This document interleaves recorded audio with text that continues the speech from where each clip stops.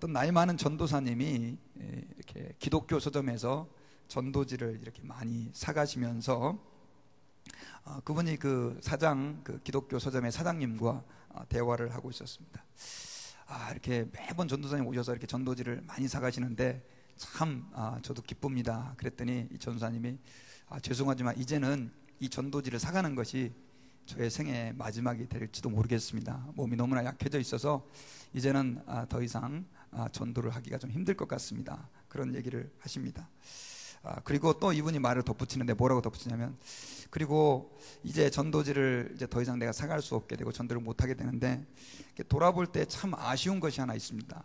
아니 그게 뭡니까? 라고 이랬더니, 사실은 제가 이렇게 전도지를 많이 뿌리고 전도를 했지만 얼마만큼 많은 사람이 그 전도지를 통해서 하나님께 돌아왔는지 자기는 잘 모르겠다고, 아직까지 그 전도지를 받고 평생 동안 전도를 했는데 예수를 믿었다는 사람이 한 사람도 없었다는 거예요.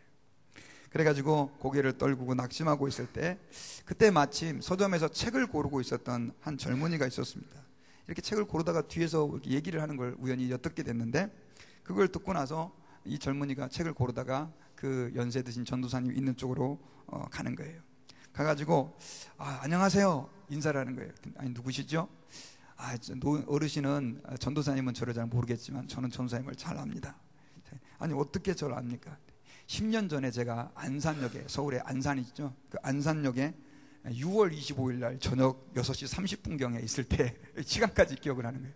저녁 6시 30분경에 제가 안산역에서 나오는데 우리 전도사님이 전도지를 저한테 주셨는데, 저는 그때만 해도 예수님을 잘 모르고 있었고 교회 다니도 않고 있었는데 그 전도지를 받아가지고 버리려고 하다가 그냥 읽어보게 됐는데, 그 전도지를 읽고 예수님을 믿어야 되겠다는 생각이 들어가지고 제가 교회를 나가게 됐다고. 근데 그때부터 신앙생활을 하기 시작해가지고 저희 가족이 다 예수님을 안 믿었는데 제가 가족들을 다 전도하고, 그 다음에 동생은 예수님을 믿고 선교사가 돼가지고 인도에서 하나님의 복음을 위해서 그렇게 사역을 하고 있다고 하는, 그래서 전사님 늦었지만 너무 고맙습니다, 그 얘기를 그렇게 하시는 거예요. 그러니까 이 전사님이 그때서야 이렇게 고백을 하는 거예요. 하나님께서 내가 이렇게 열심히 씨를 뿌렸는데 그동안 열매가 맺어지는지 안 맺어지는지도 몰랐는데 나를 이렇게 이 말년에 위로해 주시는구나 하면서 감사했다라고 합니다.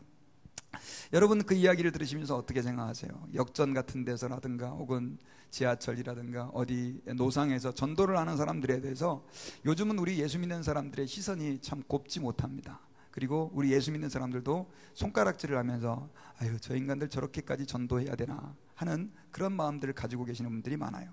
제가 신학교 다닐 때 이 양복에다가요 오바로크라고 아시죠? 다다다닥 실로 바꿔서 예수 천당 뒤에 불신지옥을 붙이고 다니는 전도사님이 있었습니다. 저희 동기였었어요.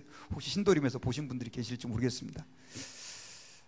근데 그분이 학교에서 참 별난 분이셨어요. 그래가지고 전도를 저렇게 하면 안 된다, 더더군다나 신학송이 돼가지고 저렇게 전도를 하면 하나님 영광을 가린다, 그런 어떤 비난을 많이 받고 있었는데, 제가 그분하고 이야기를 하면서 나중에 이제 그 이후부터는 절대로 노방에서 전도하는 분들을 비난하지 않게 됐는데, 그분이 그런 얘기를 해요. 저한테 직접 하는 얘기가, 목사님 많은 사람들이 제가 이런 식으로 무식하게 전도한다고 엄청나게 저를 욕하고 손가락질을 하는데 그래도 하루에 가서 전도를 하면 10몇 명씩 제 전도를 받고 예수님께로 돌아오는 사람이 있습니다.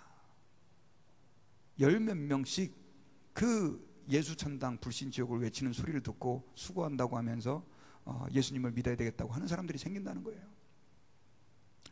여러분 지금은요 교회가 굉장히 인텔리전트 됐어요. 그래서 굉장히 이렇게 고급화됐고, 그 다음 또 멋있어 보이는 형태로 점점 더 교회가 성장해가고 발전해가고 있어요.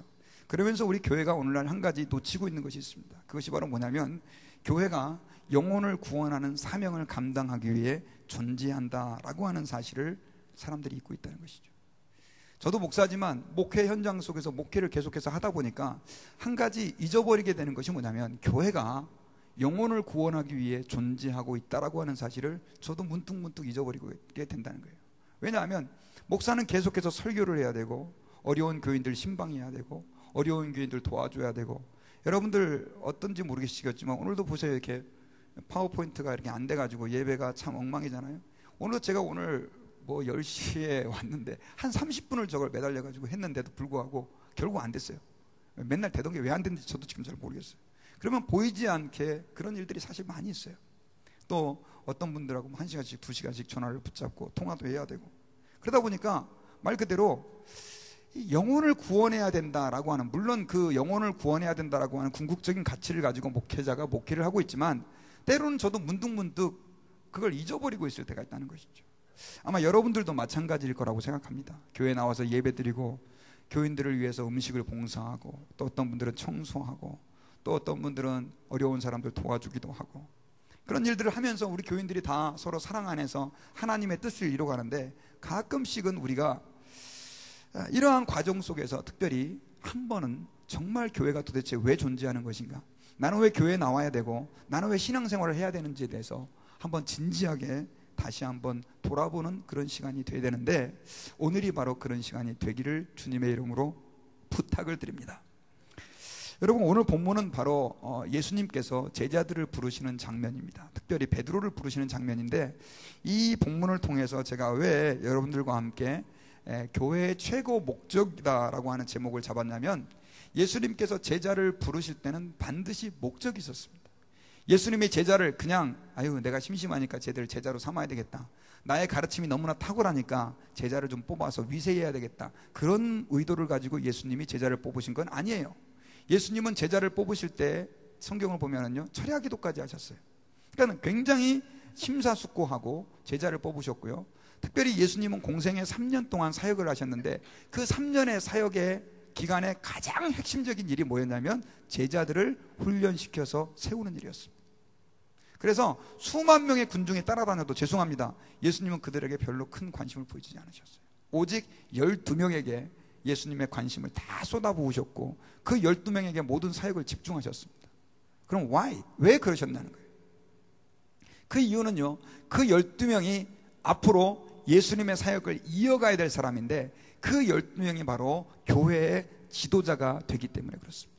쉽게 말하면 예수님은 지금 이 땅 가운데서 사역을 하면서 이미 머릿속에 뭐에 대한 플랜이 있었냐면, 교회에 대한 플랜과 계획이 있으셨다는 거예요. 그러면 교회는 어떻게 되느냐? 오늘날의 교회, 그러면 사람들은 대부분 다 건물을 떠올리지 않습니까? 하지만 예수님 시대의 교회의 의미는 이 교회 건물이 아니었어요. 그건 지금도 교회의 진정한 의미는 건물이 아닙니다. 교회는 예수 믿는 사람들의 모임, 구원받은 사람들의 공동체가 바로 교회인데, 그렇다고 한다면 그 교회의 가장 중요한 사람이 누구냐는 거예요. 교회의 중요한 사람이 누굽니까? 하나님이시죠. 하지만 그 하나님의 사역을 대신할 지도자란 말입니다. 그래서 예수님은 그 12명을 교회의 지도자로 부르시고 세우시고, 또 그들을 훈련시켜서 교회를 맡기시는, 그래서 우리가 예수님 교회를 뭐라고 얘기를 하냐면 주님의 몸이다, 이렇게 얘기하지 않습니까? 이 교회를 주님의 몸이다. 근데 그 주님의 몸을 지도자들에게 맡기셔가지고 훈련시켜서 말 그대로 돌보게 하시고 가르치게 하시고 양육하게 만드셨다라고 하는 것입니다. 그래서 목사, 장로, 교회 지도자, 이런 분들은 오늘날 그러한 사명들을 이어받아서 사도로부터 바톤 터치를 받아서 그 일들을 하고 있는 것이다라고 하는 거예요. 그러면 오늘 본문에서 특별히 이 본문은 베드로가 예수님에게 처음으로 부름을 받는 장면인데, 그런 부름받는 장면 가운데에서 우리는 오늘날 이 교회가 과연 무엇을 위해 존재하는지 진지하게 생각하고 고민하고 발견할 수가 있게 되어지는데, 먼저 오늘 본문은 이러한 스토리로 시작이 됩니다. 예수님께서 이제 그 게네사렛이라고 하는 갈릴리 바다라고 일컬어지죠, 그 호수 근처에서 사람들에게 설교를 하고 있었습니다. 근데 그 당시만 해도 지금처럼 마이크가 발달했던 것도 아니고 그랬기 때문에 사람들이 많이 모이면 설교하기가 참 번거롭고, 그 다음 또 문제는 목소리가 커도 한번 몇천 명씩 모이면 그 들리겠습니까? 잘 안 들리죠. 그래서 예수님께서는 그 갈릴리 바다 호숫가 근처에 배가 두 척이 있는 걸 아시고 그 배 위에 올라가셨습니다. 그래서 그 배 위에서 그 바닷가 해변 쪽에 앉아있는 사람들을 향해서 설교하는데, 제가 저는 직접 이스라엘을 가보지는 않았는데 그 성지순례를 갔다 와보신 목사님들이 자기들은 처음에 이해를 잘 못했대요. 왜 이해를 못했냐면, 어떻게 수천 명 앞에서 한 사람이, 그것도 마이크도 아니고 생소리로 설교하는 것이, 그것도 실내도 아니고 야외에서 사람들에게 들려줄 수 있겠느냐 의문을 많이 가졌는데, 거기 갔다 와서 그게 해결이 됐대요. 어떻게 해결이 됐냐니까, 하여튼 희한하게 이 갈릴리는 바다 쪽에서 기류가 육지 쪽으로 이렇게 흘러가는데, 바다 쪽에서 누군가 이야기를 하면 저 뒤에 산꼭대기 있는 사람까지 이 공기가 기류를 타고 소리가 전파된다는 거예요. 아마도 예수님께서 그러한 어떤 자연의 원리를 사용하셔서 말씀을 전하신 것 같습니다. 그래가지고 그 말 그대로 이제 바닷가 쪽은 낮으니까 사람들이 잘 안 보이니까 배 위에 앉으셔가지고 서가지고 설교를 하면 효과적이라 생각하시고 배에서 설교를 하시게 됐어요. 한참 동안 설교를 다 하시고 나서 설교가 끝나서 이제 사람들은 돌아갈 대로 돌아가시고, 그러고 나서 베드로에게 이제 얘기를 합니다. 뭐라고 얘기를 하냐면, 자 이제 깊은 데로 가가지고 그물을 내려 고기를 잡으라라고 명령을 합니다. 베드로에게 깊은 데로 가가지고 고기를 잡으라라고 명령을 했는데, 아마도 예수님께서는 베드로가 그 전날 밤에 고기를 계속해서 잡으려고 했지만은 하나도 잡지 못한 것을 발견하시고, 아마도 예수님께서는 특별한 기적을 통해서 베드로를 자신의 제자로 부르려고 그렇게 말씀을 하셨던 모양입니다. 그런데 시몬 베드로가 5절에서 이렇게 대답을 해요. 뭐라고 얘기를 하냐면, 선생이여, 우리들이 밤이 맞도록 수고를 하였을 때 얻은 것이 없지만은 말씀에 의지하여 내가 그물을 내리리다. 어제 밤새도록 내가 고기를 잡아서 그렇게 노력을 했지만은 한 마리도 고기를 못 잡았는데, 내가 오늘 말씀을 듣고 보니까 선생님의 말씀에 의지해서 내가 깊은 곳에 가서 그물을 내리겠습니다 라고 얘기를 했어요. 사실 이것은 힘든 순종이었습니다. 왜냐하면 예수님은 직업이 뭐였습니까? 목수였고, 베드로는 직업이 뭐였습니까? 어부였었어요. 그리고 고기 잡는 것에 있어서 전문가는 누굽니까? 베드로지 예수님이 아니었기 때문에 그래요. 그런데도 불구하고 베드로는 그 예수님의 말씀을 따라서 결국 깊은 곳에 가서 그물을 내렸습니다. 그물을 내렸는데 놀라운 것은 고기가 너무너무 많이 잡힌 거예요. 얼마나 많이 잡혔냐면 그 그물이 찢어질 정도로 고기가 많이 잡히게 됐어요. 할렐루야. 얼마나 놀라워요. 근데 그물을 찢어질 정도로 고기가 많이 잡혔는데 나중에 이게 잡고 보니까는 이 고기가 너무 많아가지고 한 배에 고기를 다 실을 수가 없을 정도로 많은 거예요. 그래가지고 다른 저 건너편에 있는 야고보의 그 배까지 불러가지고 그 2배에 가득 채우게 됐는데, 그 2배에도 너무 많이 실어가지고 배가 잘못하면 물에 잠길 뻔할 정도로 고기가 많이 잡혔다라고 하는 것들을 오늘 성경에서는 이야기를 하고 있습니다. 근데 그 사건이 있고 나서 베드로가 예수님의 능력에 놀랬죠. 그리고 나서 무릎을 꿇고 예수님에게 이렇게 고백을 합니다. 주여. 자, 아까는 뭐라고 얘기를 했어요? 선생님이요, 이렇게 얘기했다고요.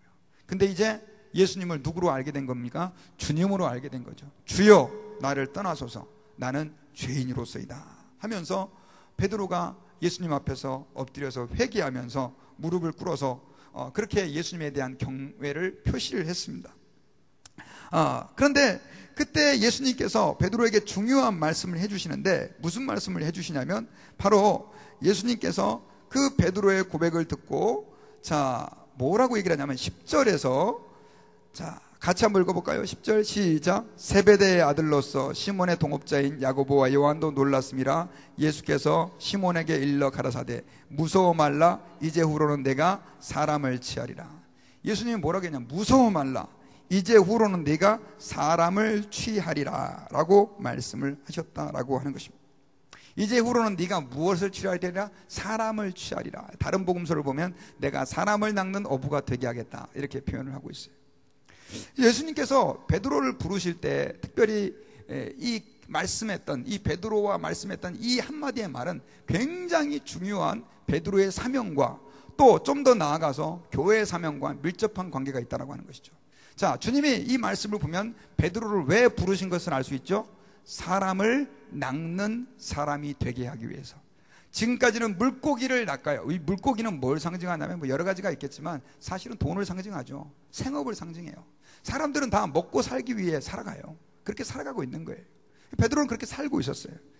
그런데 예수님께서 그 베드로에게 먹고 살 수 있는 것들을 충분하게, 이렇게 아주 그냥 풍성하게 공급해 주시면서, 그것들은 사실은 별게 아니다. 진짜 중요한 것은 뭐냐? 사람을 낚는 어부가 되어야 된다. 쉽게 말하면, 요즘 말로 말하면 사람을 구원하는 그러한 사명을 너는 이제부터 감당해야 된다라고 말씀을 해 주셨던 것을 우리는 오늘 본문에서 발견할 수가 있다라고 하는 것입니다. 자, 그렇다고 한다면 제가 아까 서두에서 말씀드렸던 것처럼, 자, 주님께서 주님의 제자들을 통해서 교회를 세우시고 그 제자들을 부르신 목적이 오늘 사람을 낚는 어부였다고 한다면, 동일하게 주님은 교회가 어떠한 일을 감당하는 곳이 되기를 원하셨다는 것을 저희들이 발견할 수 있죠. 사람을 낚는 어부의 사명을 동일하게 교회가 감당해야 된다라고 하는 것을 오늘 본문에서 우리는 발견할 수가 있게 된다는 것입니다. 쉽게 말하면 교회는 뭐 하는 곳이냐? 교회는 사람을 낚는 구원의 방주와 같은, 사람을 구원하는 구원의 장소가 되어야 된다는 것입니다. 제가 여러분 늘 얘기하지만은요, 만약에 사람이 목적 자체가 구원받는 것이다, 예수 믿고 천당 가세요라고 전도를 저희들이 하잖아요. 굉장히 아름다운 일이죠. 근데 천당 가는 것만이 우리 인생의 목적이다, 교회의 목적이다라고 말한다면 우리는 다 죽어야 돼요. 왜냐하면 천국이 훨씬 더 지금 우리가 살고 있는 곳보다 아름답고 좋은 곳이기 때문에 그래요. 그런데 주님이 우리를 여기에 남겨놓으시고 교회에서 예배하도록 하고 한 공동체 안에서 믿음으로 자라가도록 하게 하신 이유가 뭐냐? 그 이유는 죽어가는 영혼들을 살리고 그들을 그리스도께 인도해서 건져내는 사명을 계속해서 이루어가도록 하기 위해서다라고 하는 것입니다. 제가요, 말씀을 준비하다가 어제 이상호 집사님인가요? 저한테, 목사님, 노아의 방주가 발견된 거 아십니까? 그래가지고 그 80년대 이미 나온 얘기 아니에요? 그랬더니 제가 이제 또 이 말씀을 준비하다가 또 이렇게 어저께 우연히 유튜브 이렇게 노아의 방주를 검색을 하다 보니까 노아의 방주가 2010년도인가 2007년도인가에 뭐 발견됐다, 뭐 그런 동영상이 있어요. 예전에는 제가 말만 들었다가 그래가지고 실제로 찾아봤거든요. 그랬더니 아라라산에 등반을 해가지고 그 이렇게 고고학자들이 실제로 그 방주 안에를 카메라로 찍어 왔어요. 근데 지금도 이제 그게 진짜 노아의 방주냐 아니냐, 이거에 대해서는 저도 잘 모르겠어요. 그러나 방주일 확률이 상당히 높은 거예요. 자, 뭐 보니까 목사인 저도 야, 참 역시 성경이 사실이구나 하면서 제가 되게 익사이링 되고 감격이 됐었는데, 자, 그럼 제가 여러분들에게 한번 여쭤볼게요. 하나님께서 노아의 방주를 왜 만들게 하셨죠? 자, 노아의 방주에서는 여러 가지 일들이 많이 있었습니다. 거기서 노아가 밥도 먹고 가족들과 같이 잠도 자고 뭐 여러 가지 많은 일들을 했었어요. 거의 뭐 7개월을 노아는 방주에서 동물들과 함께 살았기 때문에 동물들 돌보기도 했고 뭐 하여튼 뭐 많은 일들이 그 가운데 있었어요. 근데 노아의 방주가 만들어진 가장 핵심적인 목적은 뭐였습니까? 너무 어렵습니까, 질문이? 사람을 살리기 위해서예요. 동물들을 살리기 위해서예요. 이유는 그거예요. 노아의 방주가. 여러분, 교회도 마찬가지예요. 교회 안에서 뭐 여러 가지 많은 일들이 있어요. 그런데 주님이 이 땅에 교회를 왜 존재하게 했고 왜 주님이 교회를 이 땅 가운데 세우셨느냐? 이유는 간단합니다. 주님이 사람들을 어떻게 하시기 위해서? 살리고 구원하시기 위해서. 여러분, 교회를 통하지 않고는요, 우리가 구원받을 방법이 없습니다. 이건 굉장히 좀 조심해서 제가 해야 될 얘기인데, 뭐 교회에 없어도, 교회 안 다녀도 개인적으로 내가 전도하고 예수 믿게 하면 구원받을 수 있죠. 물론 있죠. 하지만은 이미 그것은 교회의 기초적인 시작이 되고 있는 거예요. 그러나 조금 더 그 사역이 효과적으로 진행되기 위해서는 오늘날에 조직된 교회가 필요한 것입니다.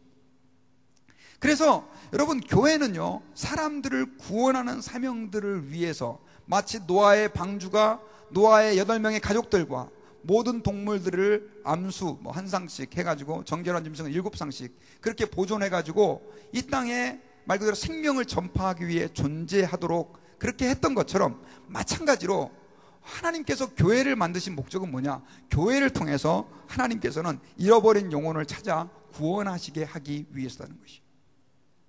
근데 만약에 노아의 방주가 이렇게 방주를 만들어 놨는데, 노아가 방주를 만들어 놓고 야, 이게 보니까는 비도 안 맞고 참 좋네 하고 넓네 하고 여기서 동물들을 건져서 구원하지 않고 그냥 그 안에서 축구하고 놀고 앉았어요.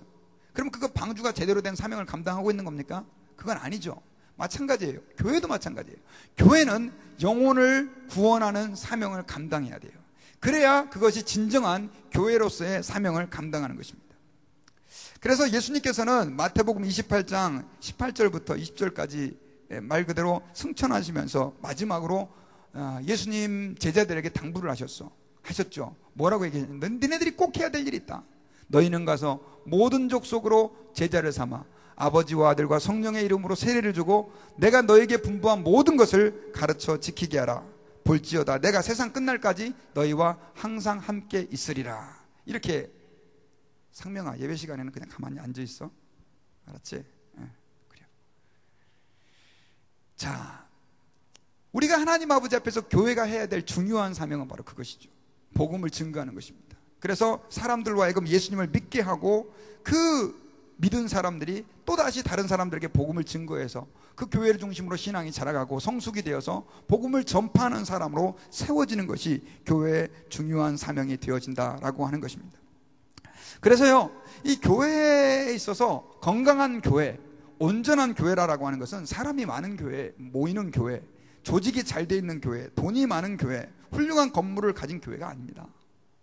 교회가 아무리 사람이 적게 모이든지 아니면 사람이 많이 모이든지 주님이 교회에 부여하신 이 근본적인 사명을 감당하지 않으면 교회는 죄송합니다, 교회로서의 사명을 제대로 지금 못하고 있는 것입니다.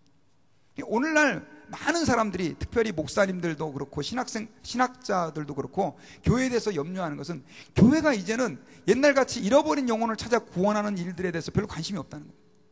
교회가 이제는 어디서 다른 교인들, 떠돌아다니는 교인들, 시험당한 교인들이 와가지고 숫자만 채워지고 자리만 채워지면 그것으로 만족한다는 거예요. 그렇지가 않습니다. 그것은 죄송합니다, 물론 그렇게 해서라도 교회가 성장이 되면 좋은 일이죠. 그러나 하나님께서 볼 때 그것은 기뻐할 일이 아니고 진정으로 교회가 그 사명들을 제대로 감당하고 있는 것이다 라고 말할 수가 없는 것입니다. 그래서 여러분, 교회의 가장 중요한 일은 영혼을 구원하는 일들을 해야 되고, 목사도 마찬가지로 그 일들을 위해서 세움을 받은 사람이고, 교회 직분자들도 마찬가지입니다. 도대체 왜 직분자들을 세우느냐? 바로 그 영혼을 구원하는 사명들을 효과적으로 잘 감당하도록 하기 위해서 교회 직분자들을 세우는 것입니다. 여러분, 예루살렘 교회, 요즘에 그 교회들마다 이렇게 모토가 있습니다. 어떤 모토가 있냐면 초대교회로 돌아가자. 혹시 그런 말 들어보셨죠? 초대교회로 돌아갑시다. 초대교회로 돌아가자고 많이들 이렇게 얘기를 하는데, 사실 초대교회는 너무나 아름다운 교회였었습니다. 늘 하나님의 말씀에 증거가 있었고요, 거기에 따뜻한 사랑의 교제가 있었고, 그 다음 또 정말로 말로 할 수 없는 그 강력한 성령의 임재가 그들의 모일 때마다 있었고, 기도하는 교회였고, 또 많은 사람들을 전도하는 그런 교회였었어요. 그런데 그런 교회가 문제가 생기기 시작했습니다. 어떤 문제가 생기냐면 교회 안에서 불평과 원망이 생기게 된 거예요. 어떤 것이었냐면 바로 이 예루살렘 교회 안에는 헬라파와 유대파가 있었는데, 헬라파는 좀 이렇게 쉽게 말하면 그리스파 이래가지고요, 말 그대로 외국에 살다 온 사람들, 그러니까 외국물을 많이 먹은 사람들을 헬라파라고 얘기했고, 히브리파는 정통 유대인들을 얘기했었어요. 근데 교회가 같이 섞여 있게 된 거예요. 이민교회 마치 1세와 2세가 같이 이렇게 섞여 있는 것처럼. 근데 문제는 그 당시 초대교회는 교회에서 많은 일들을 했는데 그 가운데 중요한 한 가지 일이 뭐였냐면 어려운 사람을 도와주는 일이었었어요. 그래서 정말 이렇게 살림이 어려운 분들은 교회에서 구제를 해서 그 일들을 도와주는데, 그 일들을 누가 했느냐? 교회 지도자였던 11제자, 이제 새롭게 뽑힌 12제자가 그 일들을 주로 감당을 한 거예요. 근데 하다 보니까 교인 수가 너무 많다 보니까 문제는 거기에서 어떤 실수를 하게 됐냐면, 이 헬라파 유대인들이 쉽게 말해서 외국의 영향을 많이 받은, 그러니까 어떻게 말하면 정통 1세 아닌 사람들이 그 구제 대상에서 자꾸 제외가 되는 거예요. 도움을 받는 대상에서 제외가 되는 거예요. 그러다 보니까 이 사람들을 중심으로 뭐가 생기냐면 원망과 불평이 생기기 시작했어요. 여러분, 교회는요, 원망과 불평이 생기기 시작하면 그때부터 아주 처참하게 병들어가기 시작해요. 사도들이 그걸 나중에 알게 됐어요. 그러고 나서 도저히 안 되겠다 해가지고 초대교회 처음으로 이제 사도행전에 보면은 집사님들을 7장에서 세우게 돼요. 그게 바로 이제 성경에 나오는 초대교회의 그 집사님들인데, 그렇게 해서 집사님들 몇 명을 세우냐면 7명을 세워가지고 교회에서 구제와 행정에 관한 일을, 사도들이 하던 일들을 그 집사님들에게 다 맡겨요. 다 맡기고 그 다음에 이 사도들은 뭘만 하겠다? 우리는 말씀 전하는 일과 기도하는 일에 전무하겠다. 여러분, 교회가 사람이 모여지고 사람이 많아지다 보면 행정적인 일이 생겨지고 여러 가지 일들이 많이 생겨져요. 그런데 그 일들을 말 그대로 사도들이 하다 보니까 결국에는 뭐가 영향을 받게 돼요? 기도하는 시간이 줄어들게 되고 말씀을 연구하고 준비해서 전파하는 그 능력들이 점점 더 사그러지기 시작했다는 걸 깨닫게 된 거죠. 그래서 그 7명의 집사님들을 세워가지고 그 일들을 감당하게 하고 사도들은 더 열심히 말씀 전하고 기도하는 일에 전무했더니 초대교회가 엄청나게 성장했다는 것을 성경에서는 이야기하고 있습니다. 자, 그런데 초대교회는요, 특별히 우리 오늘날의 교회와 다른 점이 있었다고 한다면, 근데 그것만을 제가 이야기하는 의도는 뭐냐면, 초대교회는 철저하게 복음 증거, 예수 그리스도의 복음을 전파하고 하나님 말씀을 전파하는 쪽에 포커스가 맞춰져 있었는데, 집사님들이 아까 행정적이고 구제하는 일들을 위해서 세웠는데, 문제는 그분들도 그것만 한 게 아니었다는 거예요. 사실 사도행전에 나오는 최초의 순교자는 12사도 가운데 한 사람이 아니고 바로 그 사도행전 거기에서 세움을 받은 집사님 중에 한 명이 바로 순교자가 됐는데, 그분의 이름은 누구였더라? 스데반이었어요. 그 일곱 집사님 중에 한 분이 스데반이었는데, 그분이 왜 순교를 했느냐? 사람들에게, 뭐 교회에서도 열심히 일했겠죠. 나가가지고 사람들에게 복음을 증거한 거예요. 유대인들에게 목숨을 걸고 예수 그리스도가 하나님의 아들이다라고 하는 사실을 막 증거하니까 유대인들이 막 너무너무 미워한 거예요. 그래가지고 붙잡아다가 돌로 쳐 스데반 집사님을 죽이게 된 거예요. 빌립도 마찬가지예요. 그 일들로 인해서 예루살렘 교회에 큰 핍박이 일어나게 됐는데, 빌립 집사님도 그때 세움을 받은 집사님인데, 이분은 나중에 이제 너무 예루살렘에 살기가 힘드니까 나중에 어디로 피신을 가게 되냐면 사마리아 쪽으로 피난을 가게 돼요. 근데 거기서 복음을 증거해서 우리가 잘 알고 있는 이티오피아 지역의 그 네시에게 복음을 증거하게 되죠. 이분도 누구냐면 그때 세움을 받은 집사님이에요. 그러니까 이때 이분들은 뭐냐면 철저하게 하나님 아버지 앞에서 우리의 사명은 뭐다? 복음을 증거하는 것이라고 하는 그 인식들이 그들에게 강하게 있었다라고 하는 사실을 기억을 해야 됩니다. 그런데요, 이 초대교회를 좀 자세히 살펴볼 때 이 초대교회에 하나님께서 사도행전 아까 7장에 스데반이 순교한 이후에 엄청난 핍박을 허락하시거든요. 근데 그 핍박이 일어나게 된 계기도 사실은 교회의 입장에서 보면 그 핍박은 참으로 힘들고 고통스러운 그런 과정이었어요. 그런데 그것이 하나님께서는 교회의 본질적인 사명을 감당하게 하는 하나의 기회가 됐다는 거예요. 왜냐하면 사실 교회는 아무리 사람이 많이 모여도 적든지 많든지 복음을 증거하고 안 믿는 사람들에게 하나님의 복음을 전파해야 될 사명이 있는데, 사실 사도행전 6장 요때 아까 그 과부들의 그 원망이라든가 이런 문제들이 생기면서 교회가 이제는 그 본질적인 사명을 가지고 있다고는 하지만은 옛날같이 강하지 않았다라고 하는 것들을 저희들이 좀 언뜻 발견할 수가 있게 돼요. 그런데 아까 스데반이 순교한 이후부터 시작해서 이 예루살렘의 지도자들, 유대의 지도자들은 그때부터 말 그대로 정신 나간 사람처럼 예수 믿는 사람들을 갖다가 핍박하기 시작해요. 그러다 보니까 예수를 믿는 사람이 도저히 예루살렘에 머물러 있을 수가 없을 만큼, 그래서 결국은 이들이 피난을 가게 되는데, 아까 빌립 집사님 같은 경우는 사마리아로 가고 어떤 사람은 저쪽 이방 안디옥 쪽으로 가는 사람들도 있고, 그래서 이 예루살렘에 있는 사람이 말 그대로 종교의 자유를 찾아서 그때 이민을 다 떠나게 돼버리는 거예요. 여러분, 미국에 온 청교도들도 사실은 종교의 자유를 찾아서 이민을 온 사람들이잖아요. 이민을 떠나게 된 거예요. 근데 그렇게 됨으로 인해서 이 복음이 예루살렘에만 있다가 전 세계 지역으로 흩어지게 되는 계기가 된 거예요. 왜냐하면 그때 핍박을 피해서 흩어진 사람들이 가는 곳마다 교회를 세우게 됐는데, 그 교회를 세운 지역이 예루살렘은 있었고 유대 지역, 남쪽 지역과 그 다음에 사마리아, 그리고 이방 지역까지, 이렇게 함으로 인해서 사도행전 1장 8절에서 오직 성령이 너에게 임하시면 너희가 권능을 받고 예루살렘과 온 유대와 사마리아와 땅까지 이르러 내 증인이 될 것이다 라고 하신 그 주님의 약속, 예수 믿는 사람들이 증인이 되어야 된다라고 하는 그 사명을 주님은 어떻게 해요? 그러한 과정을 통해서 이루어 가게 하셨다라고 하는 것입니다. 그래서 저와 여러분들이 하나님 앞에서 이 시간에 꼭 기억하고 돌아봐야 될 것은, 우리가 하나님의 교회로서 과연 무엇을 하느냐. 교회에서 많은 일들이 있지만 제일 중요하고 본질적인 사명은 잃어버린 영혼, 죽어가는 영혼, 예수 믿지 않아서 정말 예수 그리스도의 복음을 듣지 못해 죽어가는 사람들을 위해 우리는 복음을 증거하고 그들이 그리스도께 돌아올 수 있도록 기도하는 사명들을 감당해야 되고, 그들이 교회로 돌아왔을 때는 정말 그들을 위해 기도하고 섬기고 봉사하면서 그리스도 안에서 자라갈 수 있도록 해줘야 되는 것이 교회의 가장 중요한 사명이다라고 하는 거예요. 할렐루야. 근데 문제는 그게 어려워요. 많은 교회들이 오늘날 현실을 보면은요, 서로 싸워서 갈라지고요, 교회에 어떤 사람들은 다니기 싫다고 원망하고, 교회에 대해서 불평하고, 사역자에 대해서 불평하고, 이런 게 너무 많아요. 왜 그러냐? 왜 교회가 가장 중요한 본질적인 사명을 잘 감당하고 있지 못하느냐? 오늘 본문을 통해서 아주 중요한 단서를 하나 발견할 수 있게 돼요.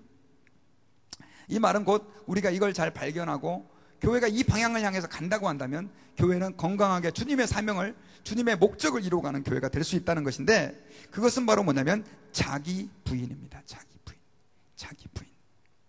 셀프 디나이라고 하는데 자기 부인, 나의 와이프, 마이 와이프가 아니고요, 자기 부인, 자기를 부인하는 거예요. 이게 무슨 말이냐? 교회의 모든 성도들은, 또 지도자들은 자기를 부인할 줄 알아야 우리는 주님이 교회에 맡기신 본질적인 사명을 감당할 수가 있게 되어진다는 거예요.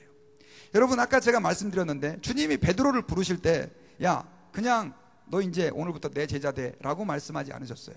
베드로에게 뭘 요구하셨어요? 순종을 요구하셨어요. 순종을 요구하셨는데 그 순종이 절대 쉬운 게 아니었었어요. 아까 말씀드렸지만 베드로에게 주님은 뭐라고 얘기를 했냐면, 깊은 곳에 가서 그물을 던져라. 근데 베드로가 여기에 순종할 수 없었던 이유는 수십 가지도 넘는데, 신학자들은 베드로가 순종할 수 없었던 중요한 이유 4가지를 들었어요. 그 첫째 이유가 뭐였냐면, 예수님은 목수, 그 다음에 베드로는 어부라는 거예요. 자, 한번 생각해보세요. 여러분, 제가 어부인데 목수가 와가지고, 야, 고기 이렇게 잡으면 안 돼. 만약에 어떤 사람이 가가지고요, 그냥 이렇게 플러머, 이렇게 배관을 정말 잘하시는 분이 저한테 와가지고, 목사님, 그 성경적으로 그거는 좀 잘못된 것 같습니다, 그렇게 얘기하면 제가 그래서 이렇게 하라 그러면 그 순종할 마음이 생기겠어요? 아니, 반대로 얘기해가지고 플럼 전문가한테 가가지고, 제가 목사인데, 아이고, 이거 배관 이게 보니까 이게 나사가 산이 좀 잘못 난 것 같아요, 이건 좀 이렇게 놓으시면 어때요? 그러면 그 배관공이 제 말을 듣고 순종할 수 있겠습니까? 없죠. 아유, 목회나 좀 제대로 하지, 나한테 와가지고 뭐 그런 얘기 한다고. 그러지 않겠냐고요. 예수님은 고기를 잡아본 적이 없으신 분이세요. 물론 동네에서 어렸을 땐 잡아본 적이 있으시겠지만 전문적인 어부는 아니에요. 베드로는 잔뼈가 굵은 어부였었어요. 근데 예수님이 가가지고 뭐라고 얘기를 해요? 깊은 데로 가서 그물을 던져라. 이거 자체가 벌써 순종하기 힘든다는 거. 두 번째는요, 그러면 또 조언을 제대로라도 했으면 좋아요. 이 어부의 입장에서 보면 깊은 데는 고기가 잘 잡히는 지역이 아니에요. 적당한 깊이를 베드로는 너무너무나 잘 알고 있었어요. 아주 어렸을 때부터 어부로 훈련을 받았기 때문에. 그런데 예수님께서 어떻게 해요? 깊은 데로 가가지고 말 그대로 고기가 없을 법한 곳에 가가지고 고기를 잡으라 그러니 순종이 되겠습니까? 안 되겠습니까? 될 수가 없죠. 그리고 또 시간적으로도 마찬가지예요.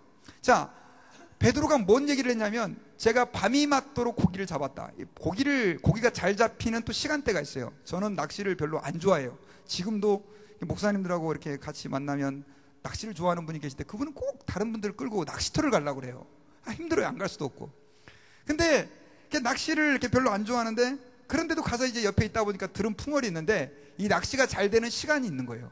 그게 이제 밤이 뭐 장소에 따라 다르지만 주로 이게 밤이, 그래서 사람들이 이렇게 밤에 먼 바다 쳐다보면서 낚싯대 들이밀고 그렇게 있는 거예요. 고기가 잘 잡히는 거예요. 밤. 거기 그쪽 사정은 어땠는지 모르겠지만. 근데 지금은 해가 중천에 떠 있는 아침이고 고기가 잘 안 잡히는 시간인 거예요. 그러니까 만약에 잡히는 시간이 같았으면 베드로가 거기서 그러고 있겠습니까? 그 시간에 고기 잡죠. 근데 그 시간에 가가지고 고기를 잡으라 그러니 순종할 수가 없었죠. 그리고 또 4번째 이유가 있었는데, 그건 뭐냐면 이미 다 해봤어요. 내가 그거 다 해봤고 그 다음에 다 실패해가지고 지금 이제 내가 몸도 지쳐있고 마음도 지쳐있는 상태인데 순종하라 그러니 할 수 있겠냐는 것이죠. 그 4가지 제가 이유만을 이렇게 들어보고 나도 내가 베드로였었어도 순종하기 힘들겠다. 그런데 베드로는요, 뭐라고 얘기를 했어요? 내가 그렇게 했지만 그러나 뭐에 의지하여? 말씀에 의지하여 순종한 거예요. 여러분, 하나님의 교회의 지도자들, 또 하나님의 교회의 성도들, 하나님의 교회는요, 이러한 믿음이 있어야 돼요. 이러한 믿음. 우리의 상식과 판단과 인간적인 계산을 앞세워서 절대로 교회는 되지 않습니다. 교회는 철저하게 뭐에 의지하여 가야 됩니까? 말씀에 의지하여 가야 되는 거예요. 그렇게 될 때 교회는 본질적인 하나님의 사명을 감당할 수가 있게 되어지는 거예요. 그게 바로 뭐냐? 자기를 부인하는 것이다 라고 하는 것입니다. 자기를 포기할 때, 교회 성도들이 나의 고집과 아집을 내려놓을 때 우리는 진심으로 하나님의 역사, 하나님의 일하시는 능력들을 볼 수 있게 되어진다는 것을 우리가 기억해야 합니다. 그래서 예수님은 마태복음 16장 24절에서 이렇게 말씀하셨어요. 한번 따라 봅시다. 누구든지 나를 따르려거든 자기를 부인하고 자기 십자가를 지고 나를 따르라.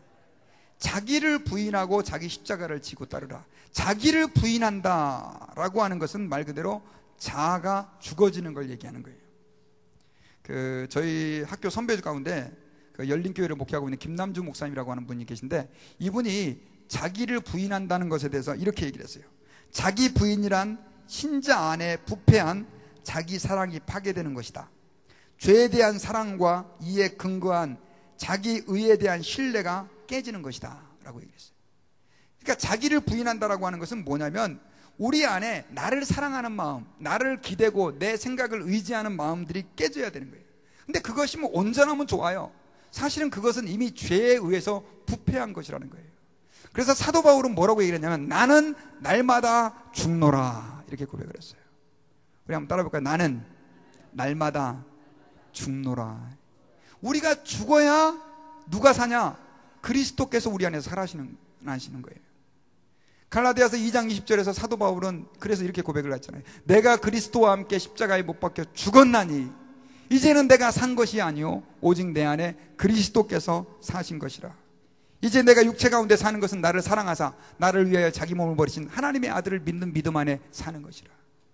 근데 교회에 목사부터 시작해서 모든 성도들이 예수님을 믿는 순간 다 죽어야 되는데 안 죽는 거예요. 살아있는 거예요. 살아있다 보니까 어떻게 해요? 주님이 역사할 수가 없는 거예요.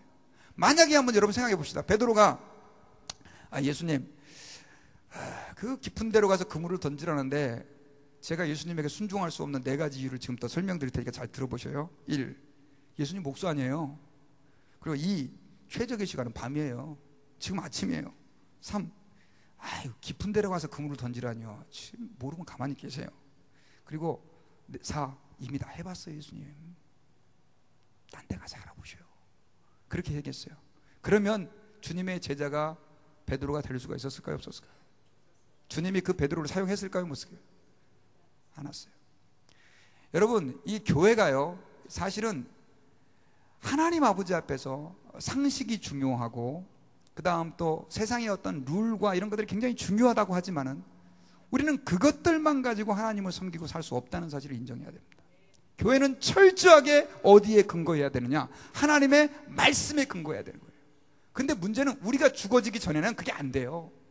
내가 죽어지기 전에는 그 말씀대로 사라지지도 않고 순종하고 싶지도 않고 되어지지도 않아요. 그래서 주님이 그랬잖아요. 누구든지 나를 따르려거든 자기를 부인하고 자기 십자가를 지고, 십자가는요 죽을 준비하고 오라는 얘기예요. 십자가에서 뭘 했어요? 예수님이 죽으셨잖아요.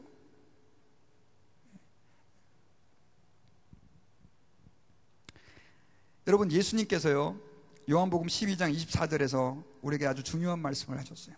한 알의 밀이 땅에 떨어져 죽지 않으면 한 알 그대로 있고 떨어져 죽으면 많은 열매를 맺는다. 이건 예수님 자신을 일컫는 말씀이기도 하지만 우리에게도 그대로 적용될 수 있는 말이에요. 여러분, 우리의 자아가 살아있고 고집이 살아있고 내 생각과 편견이 살아있잖아요. 그러면 하나님이 역사할 수가 없습니다. 우리는 주님 앞에서 아무리 성경을 10년 동안 혹은 100년 동안 연구한 사람이라 할지라도 우리는 하나님 앞에서 겸손한 마음으로 주님 말씀하시면 순종하겠습니다, 이런 자기 부인이 있어야 교회는 교회가 진정으로 주님이 교회를 통해서 하시고자 하는 일들을 할 수 있게 되어지는 것입니다.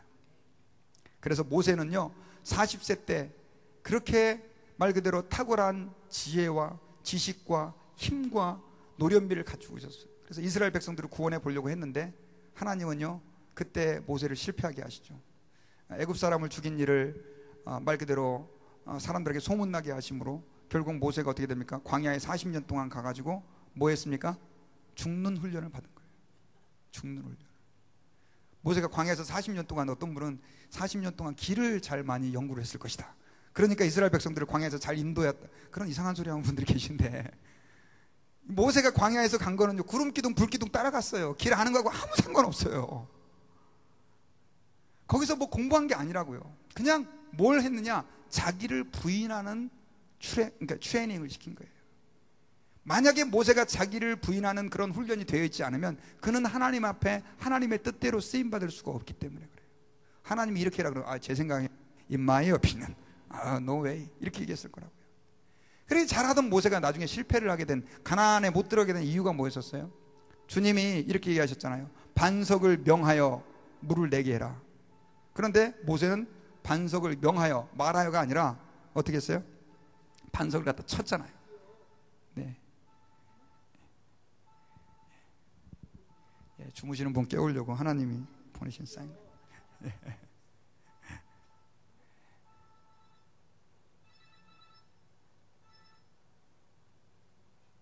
예, 감사합니다.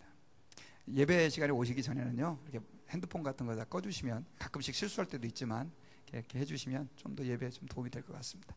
네, 그래서 이 모세는 하나님께 그렇게 순종하는 사람이었는데도 불구하고 결국은 하나님이 반석에서 물을 명령해서 내라고 하신 그 명령에 순종하지 않고 어떻게 했어요? 자기의 경험, 옛날엔 쳤으니까 나오니까 쳤잖아요. 그래가지고 결국은 어떻게 했어요? 하나님께서 그걸 갖다가 노여워하시고, 결국은 물론 하나님의 뜻과 계획 안에 다 있는 일이지만 모세로 하여금 가나안 땅에 못 들어가게 하신 것을 우리는 기억을 해야 됩니다. 이런 얘기가 있었어요. 어떤 선교사 한 분이요, 이제 어떤 선교 단체에서 우리가 저 오지에 보낼 지금 선교사를 모집합니다 했는데, 이분이 거기에 지망을 하게 됐어요. 그래가지고 지망을 하게 됐는데, 그 선교회가 너무나 탄탄한 그 선교 단체였기 때문에 지망자가 굉장히 많았었어요. 그래서 이제 면접을 보게 되는데, 이 젊은 선교사가 이제 자기도 이제 그 선교 단체를 통해 파송을 받아서 선교사로 가려고 이제 지망을 해서 했는데, 보니까 여기서 그러면 인터뷰를 할 테니까 인터뷰 그 시간에 좀 와라. 그런데 인터뷰 시간을 딱 보니까 인터뷰 시간이 언제냐면은 새벽 3시인 거예요. 그것도 한겨울에.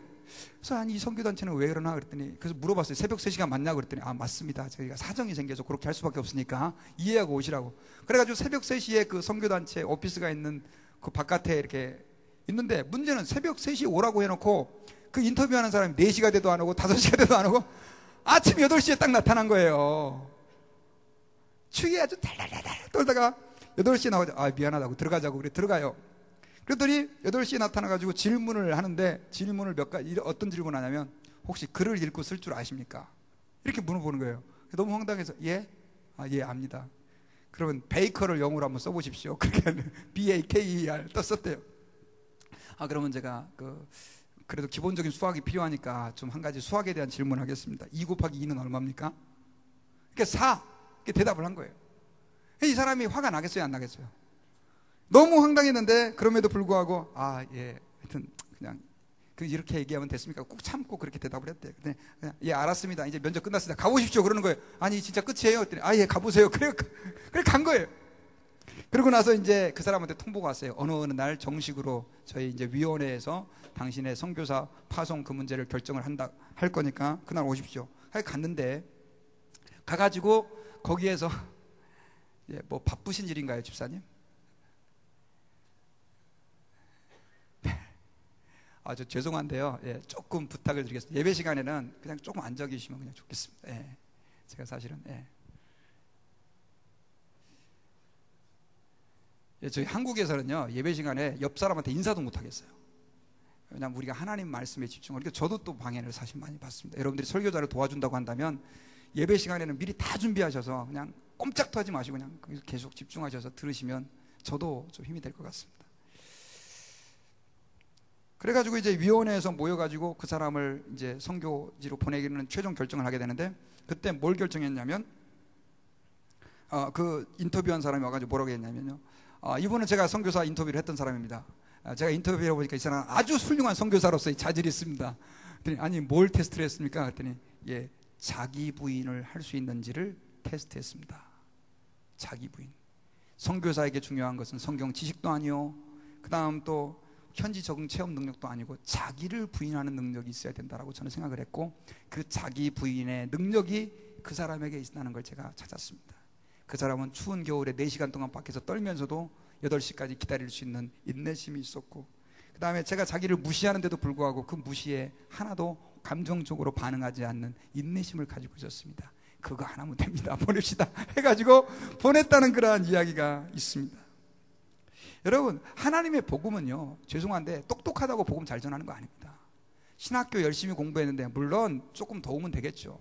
근데 그것 자체보다 더 중요한 게 있는데, 자기 부인의 능력이 없으면 그 사람은 사역을 감당할 수가 없어요. 교회도 마찬가지예요. 여러분, 목사가 그러한 능력이 없다, 교회를 할 수가 없어요. 여러분. 얼마나 속상한 일이 많은데요, 목회하다 보면. 교회 직분자들도 마찬가지입니다. 그 피지섬이라고 여러분 아시죠? 제주도보다도 조금 더 큰 섬이라 그러는데, 그게 이제 한 나라인데 거기에 그 필리푸스라고 하는 아주 유명한 전도자가 있는데, 이 사람은 거기서 안 믿는 삶을 살다가 예수 그리스도를 믿은 사람이에요. 근데 이 사람은 예수님을 믿고 나서 그때부터 엄청나게 열심히 전도를 하게 되는데, 하루는 이분이 전도를 하다가 어떤 집에 이렇게 그 담장 쪽에 있는 그 집에 이렇게 문을 향해서 들어가게 되는데, 그 집 안에 한 여자가 나오더라는 거예요. 그래가지고 그분에게 이제 전도를 하려고 이렇게 혹시 예수님 믿으십니까? 그랬더니 그 여자가 다짜고짜로 자기가 들고 있던 항아리를 갖다가 그냥 있잖아요, 그 전도자한테 집어 던져버린 거예요. 그러니까는 얼떨결에 하도 급작스럽게 이렇게 팍 맞았어요. 그 항아리가 얼굴 맞아서 탁 깨지는데 어떻겠어요? 피가 철철철 흐르죠. 그래가지고 나중에 이 철철 흘리는 피를 이렇게 손으로 이렇게 막고 이렇게 집으로 돌아왔어요. 그분은 집에 큰 칼이 있었대요, 옛날에. 왜냐면 그 칼 가지고 엄청 힘자랑을 했대요, 예수 믿기 전에. 그러면서 다시 한번 그 칼을 쳐다보면서, 야, 내가 예수 믿기 전에는 저렇게 살았는데 주님이 나를 구원했는데, 마음을 추스리고 그리고 기도를 했대요, 그 여자를 위해서. 하나님, 그 여자를 구원할 수 있도록 도와주십시오. 그러고 나서 자기 집안에 그 제일 좋은 사기로 된 이렇게 도자기 같은 게 있었대요. 그래서 그걸 가지고 그 여자에게 찾아간 거예요.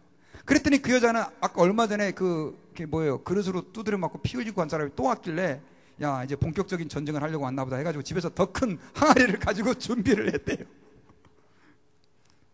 근데 이분이 그러는 거예요. 아유, 그 항아리 그렇게 준비하실 필요 없다고.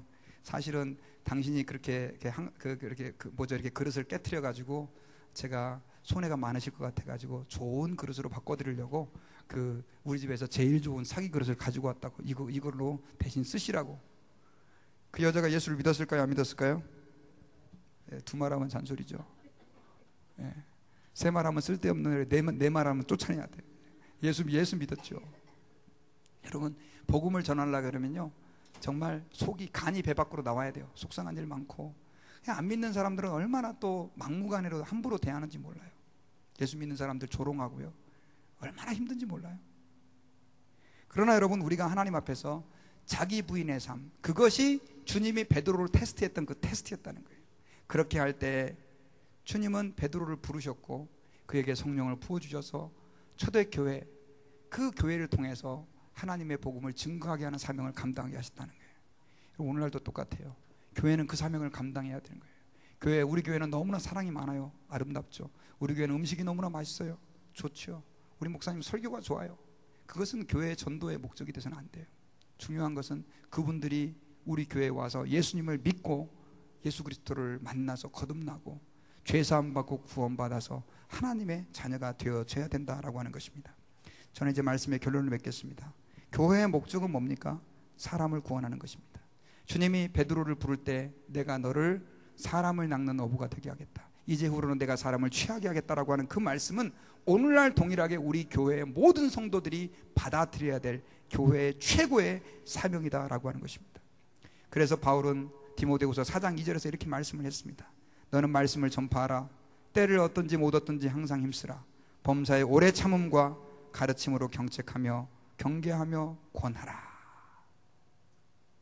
여러분, 어떤 분들은 목사님, 제가 기도 제목이 기도할 게 별로 없어요 하는 분들이 많이 계시지만, 교회의 사명이 예수 믿지 않는 사람들 찾아 구원하는 것이라고 하는 것을 분명하게 알 때 우리는 여기서 2시간을 기도해도 모자라는 것입니다. 하나님 앞에서 깨어서 기도하며 잃어버린 영혼 찾아서 건져내는 사람을 낚는 어부로서의 사명을 감당하는 우리 다사랑교회 되기를 주의 이름으로 축원합니다. 기도하겠습니다. 주님, 감사합니다. 오늘 말씀을 통해서 저희들이 교회가 가져야 될 가장 중요한 사명이 무엇인지를 말씀을 통하여 깨달았습니다. 하나님, 잃어버린 영혼을 찾아 구원하는 것이 교회의 사명이라고 했는데, 하나님 아버지 도와주시고 함께 해주셔서 우리가 기쁨으로 그 사명을 감당할 수 있도록 힘과 능력을 더하여 주시옵소서. 우리가 이 사명을 잊지 않고 잘 감당할 수 있는 교회가 되어서 하나님, 우리 교회를 보실 때마다 기뻐하고 즐거워하는 그러한 은혜가 있기를 간절히 소망합니다. 감사하고 예수님의 이름으로 기도드리옵나이다. 아멘. 네, 오늘 찬송가 같이 404장, 원래 하나님의 사랑 하려고 그랬는데요, 우리 아까 불렀던 찬양입니다. 우리 404장.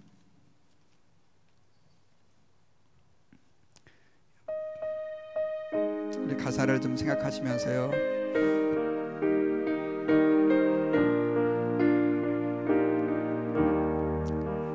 크신 하나님의 사랑 말로 다 형용 못하네.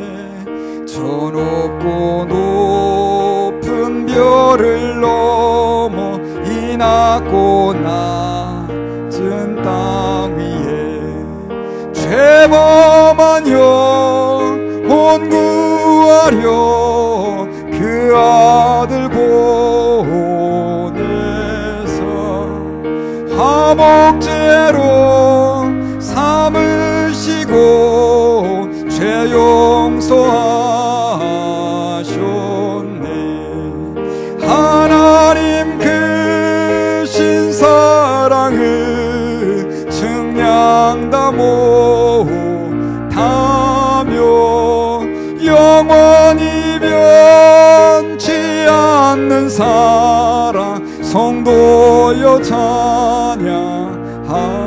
하늘을 두루마리 하늘을 두루마리 삼고 바다를 먹물 삼아도 한없는 하나님의 사랑 다 기록할 수 없겠네.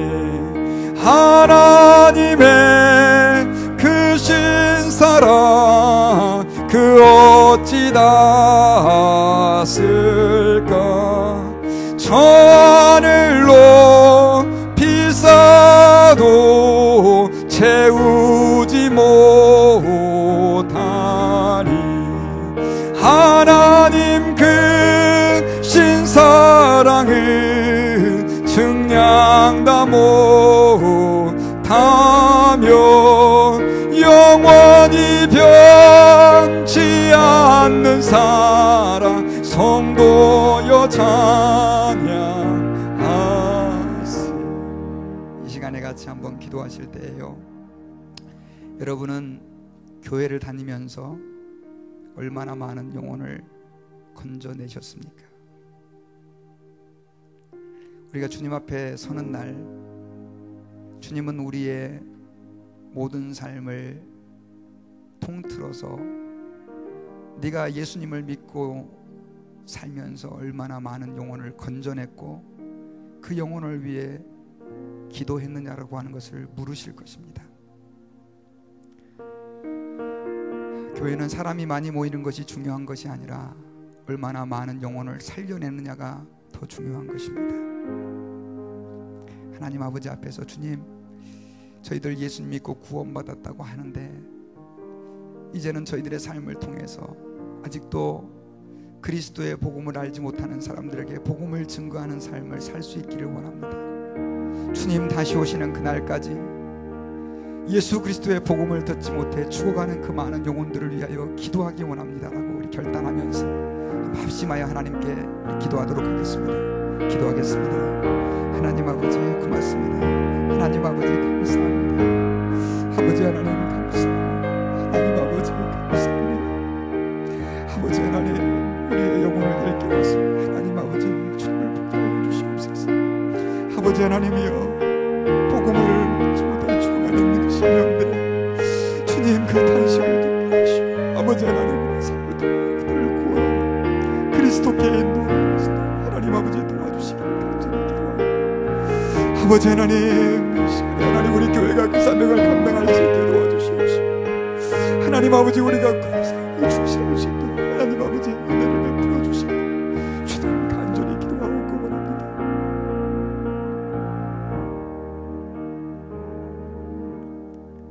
주님, 성령을 우리에게 부어주신 목적도 복음을 증거케 하기 위해서라고, 주님이 우리를 부르신 목적도 복음을 증거케 하시기 위함이라고, 교회를 세우신 목적도 복음을 증거하는 곳이 되게 하기 위함이라고 들었는데, 주님 우리가 그 사명 하나님 앞에 성실하게 감당하지 못한 때가 많았음을 회개하나이다.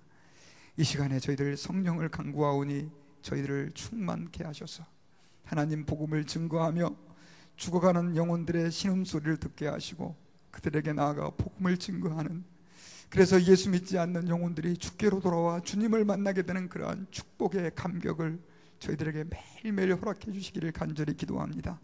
우리 교회가 그 사명을 잘 감당할 수 있게 하시고 우리 모든 성도들이 그 사명을 기쁨으로 감당할 수 있게 도와주시옵소서.